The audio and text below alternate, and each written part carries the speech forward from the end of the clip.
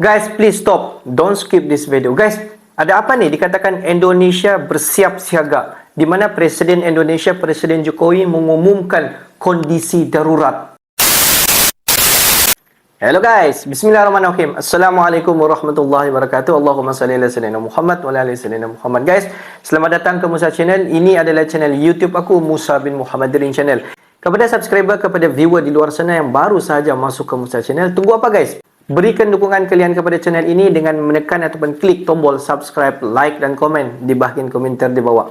Dan kepada subscriber yang sedang menonton video ini, aku sentiasa mendoakan agar kalian di luar sana dipermudahkan segala urusan, diberikan kesihatan yang baik, dihindarkan, dijauhkan daripada segala malapetaka guys. Amin amin ya rabbal alamin. Guys, seperti biasa, hari ini kita akan buat sedikit lagi video reaction di channel Kajian Online. Dan kalau kita zoom sedikit kepada judul utama yang kita akan react hari ini, di mana dikatakan Indonesia pada ketika ini berada dalam bersiap siaga. Di mana dikatakan Presiden Indonesia, Presiden Jokowi mengumumkan Indonesia dalam keadaan kondisi darurat. Wow, ada apa nih guys? Jom kita semak video ini. Di hujung nanti baru kita akan bagi sedikit kita punya respon mengenai video nih guys. Apa-apa pun jom semak video ini. Wow. Jom guys.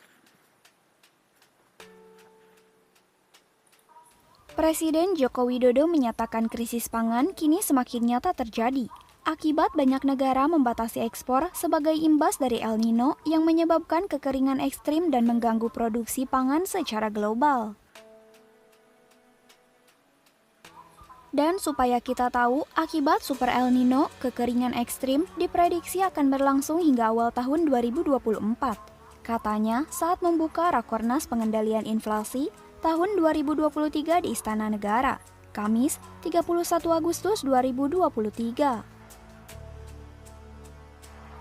El Nino merupakan fenomena periode yang terjadi di Samudra Pasifik yang menyebabkan kenaikan suhu secara global.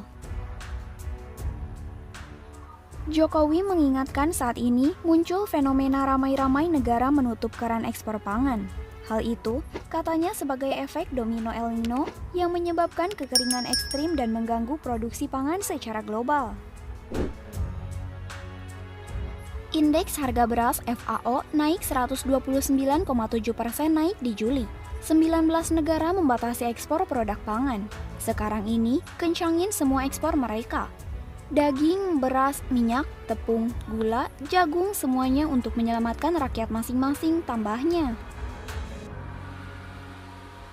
Kepala BMKG Dwi Korita Karnawati menyebutkan, di Indonesia sendiri tren suhu rata-rata tahunan periode 1951 sampai 2021 mengalami peningkatan 0,15 derajat Celcius per 10 tahun, yang menandakan bahwa fenomena peningkatan suhu permukaan bahkan telah terjadi pula secara signifikan dan merata di Indonesia.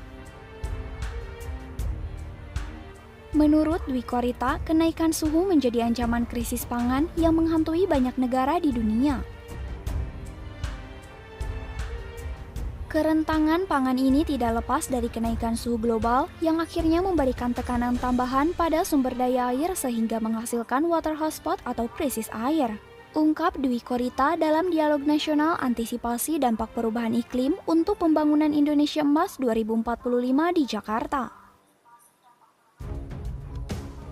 Organisasi Pangan Dunia Food and Agriculture Organization of the United Nations juga meramalkan tahun 2050 mendatang, dunia akan menghadapi potensi bencana kelaparan akibat perubahan iklim sebagai konsekuensi dari menurunnya hasil panen dan gagal panen. Lebih lanjut, Dwi Korita memaparkan, seluruh negara di dunia saat ini mengalami dampak perubahan iklim dengan tingkat yang berbeda-beda, seperti cuaca ekstrim, bencana alam, penurunan keanekaragaman hayati, penurunan muka air laut, krisis air, dan lain sebagainya. Karenanya, perlu tindakan konkret seluruh lapisan masyarakat di seluruh dunia untuk menekan laju perubahan iklim ini. Oleh karena itu, Presiden Jokowi juga menanggapi dari kondisi ini, banyak negara yang telah melakukan pembatasan ekspor untuk melindungi pasokan pangan domestik. Jokowi menyampaikan indeks harga beras FAO naik 129,7% naik di Juli. 19 negara membatasi ekspor produk pangan. Sekarang ini, kencangkan semua ekspor mereka. Daging, beras, minyak, tepung, gula, jagung, semuanya untuk menyelamatkan rakyat masing-masing, tambahnya. Tak hanya karena El Nino, pada faktanya krisis pangan sudah terjadi sejak beberapa tahun lalu, sebagai dampak domino dari COVID-19 dan perang Rusia-Ukraina. Melansir dari data Food Security Portal, ketika efek COVID-19 mulai mereda, tekanan terhadap pasokan pangan malah meningkat setelah invasi Rusia ke Ukraina dimulai.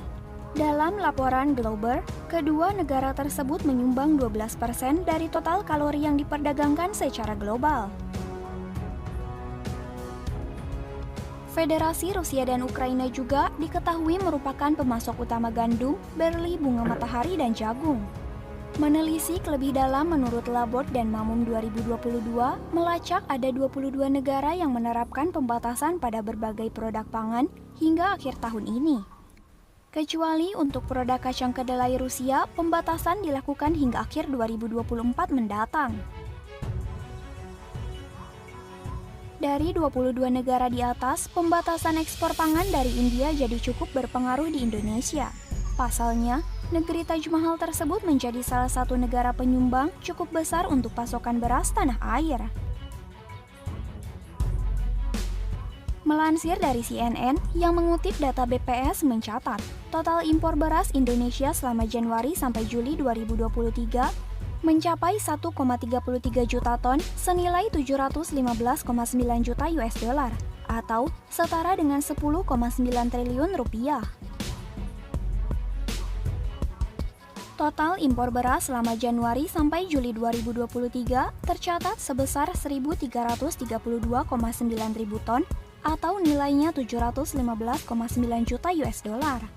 Ini negara asal utama impor beras kita selama periode Januari sampai Juli 2023 berasal dari Vietnam, Thailand, dan India, kata PLT Kepala BPS Amalia Adigar Widyasanti dalam konferensi pers Selasa 15 Agustus 2023. Tak hanya Indonesia, ada Nigeria yang menjadi negara paling terdampak dari pembatasan ekspor beras India.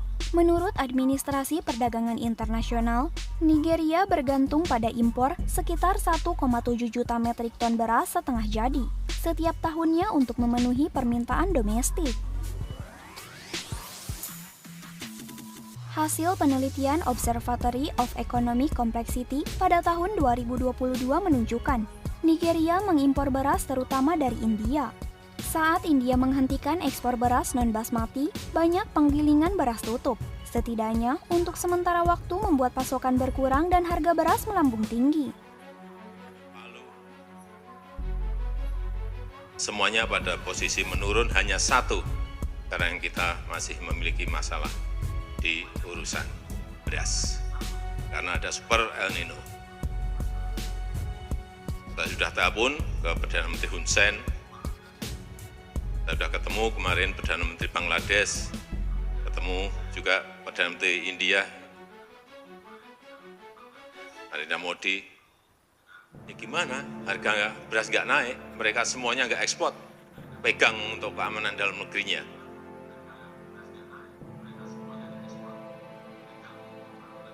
Sehingga perlu saya ingatkan, urusan beras tolong dilihat betul, ini kebutuhan pokok kita. Cek betul, ada kenaikan memang, saya lihat mungkin 5-6%, tapi tetap harus diwaspadai. Dan saya tenang, stok di Bulog yang biasanya itu 1,2 ini sudah, tadi saya tanya ke Pak Budi Waseso, di gudang sudah ada 1,6 juta ton. Betul Pak Dirut ya? 1,6 juta ton, artinya dari sisi stok kita memiliki. Dan dalam perjalanan masih ada 400.000.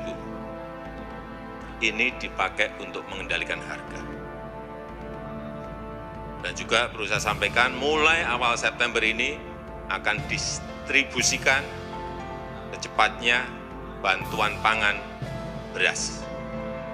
Guys, dengar guys, semua yang sedang menonton video ini, di mana Presiden Indonesia, Presiden Jokowi telah memberi sedikit makluman ataupun supaya semua masyarakat di Indonesia, sebenarnya bukan untuk masyarakat Indonesia sahaja tetapi untuk semua satu dunia guys, supaya kita pada tahun, mungkin pada tahun 2024 ataupun 2025, siapa tahu, supaya kita dalam keadaan kondusi, bersiap siaga. Anything happen, kalau kita tengok dalam keadaan kondusi, mungkin ketiadaan makanan, ketiadaan sumber minuman dan apa sahaja yang akan berlaku, kita semua belum tahu dan kita semua belum pasti apa yang bakal berlaku guys. Kalau kita tengok sekarang, menurut daripada ramalan-ramalan yang telah dibuat, di mana daripada El Nino, satu cuaca yang sangat-sangat panas, mungkin akan berlaku pada tahun ini, mungkin akan berlaku pada tahun 2024, mungkin akan berlaku pada tahun 2025. Siapa tahu, di mana